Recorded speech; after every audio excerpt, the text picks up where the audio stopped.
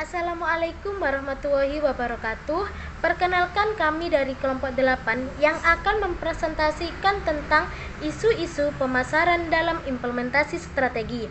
Sebelum kami mempresentasikan, saya akan memperkenalkan diri saya dan rekan-rekan saya. Dan yang pertama ada saya Fitria Amalia Wahyuda dengan NIM 1961352. Dan yang kedua ada Adelia Tricahyani Wulan dengan NIM 1961209. Dan yang ketiga ada Fajar Ainia dengan NIM 1961215. Dan yang keempat ada Indah Yuni Purwanti dengan NIM 1961234. Dan yang terakhir ada Valen Evelyn Alivia Henditia dengan NIM 1961432. Baik, di sini saya akan mempresentasikan yang pertama, yaitu ada isu-isu pemasaran terkini. Isu pemasaran yang menjadi perhatian saat ini adalah tentang seberapa jauh perusahaan dapat melacak pergerakan individu di dunia maya. Pemasaran saat ini lebih menitik beratkan pada membangun hubungan dua arah dengan pelanggan daripada hanya sekedar menginformasikan pelanggan tentang produk atau jasa. Nah, contoh dari keputusan pemasaran yang mungkin membutuhkan kebijakan adalah yang pertama, menggunakan iklan TV yang banyak atau sedikit atau tidak menggunakan sama sekali. Yang kedua, ada membatasi atau tidak membatasi kontribusi atas bisnis yang telah dilakukan dari satu konsumen. Yang ketiga, ada menjadi pemimpin dalam penetapan harga atau menjadi pengikut. Selanjutnya akan dilanjutkan dengan rekan saya. Prinsip baru dalam pemasaran menurut Paris, Quinian, dan Weibers. Yang pertama, jangan hanya berbicara pada pelanggan, bekerja dengan mereka lewat proses pemasaran.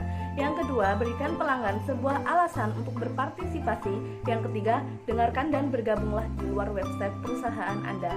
Yang keempat, memahami godaan untuk menjual dan menjual ganti dengan menarik dan menarik pelanggan. Yang kelima, jangan mengontrol percakapan online, biarkan mengalir dengan bebas.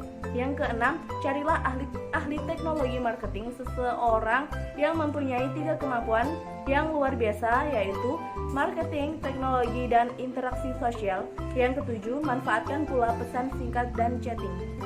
Selanjutnya yaitu 2 variabel penting dalam isu-isu pemasaran.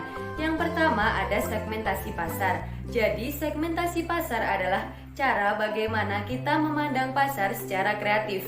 Adapun 2 cara dalam memandang suatu pasar, yaitu yang pertama, cara memandang pasar berdasarkan geografis dan demografis. Dan yang kedua yaitu cara memandang pasar berdasarkan sifat-sifat dinamis yang mencerminkan karakter pelanggan. Selain itu, segmentasi pasar penting karena yang pertama, dibutuhkan bagi pengembangan pasar dan produk serta penetrasi dan diversifikasi. Yang kedua, perusahaan dapat beroperasi dengan sumber daya yang terbatas. Dan yang terakhir, memaksimalkan laba per unit dan penjualan per segmen. Selanjutnya, ada 3 strategi penetapan target pasar yang sering dilakukan oleh para pelaku bisnis. Yang pertama, strategi pemasaran tanpa pembeda. Perusahaan yang menggunakan strategi pemasaran ini hanya menawarkan satu macam produk saja dan mencakup seluruh pasar tanpa membedakan target pasar. Perusahaan bertujuan untuk menanamkan image kuat produknya kepada para konsumen. Yang kedua, strategi pemasaran dengan pembeda. Jika pemasaran tanpa pembeda hanya memproduksi satu macam produk, pemasaran dengan pembeda memproduksi berbagai macam produk yang disesuaikan dengan kebutuhan dan minat para konsumen. Yang terakhir atau yang ketiga yaitu strategi pemasaran terkonsentrasi. Berbeda dengan strategi pemasaran yang membedakan konsumen sesuai dengan kebutuhan, pemasaran terkonsentrasi hanya fokus memasarkan produknya kepada satu atau beberapa kelompok pembeli saja, sehingga pemasaran produk hanya ditujukan kepada kelompok pembeli yang paling berpotensi. Pemosisian produk.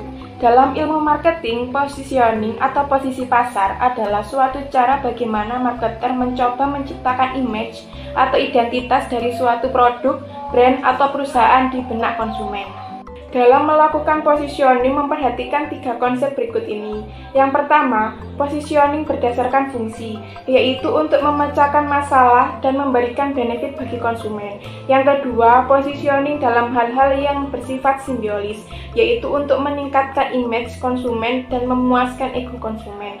Yang ketiga, positioning dalam menciptakan pengalaman pelanggan. Sekian video presentasi dari kelompok kami, kurang lebihnya kami mohon maaf. Wassalamualaikum warahmatullahi wabarakatuh.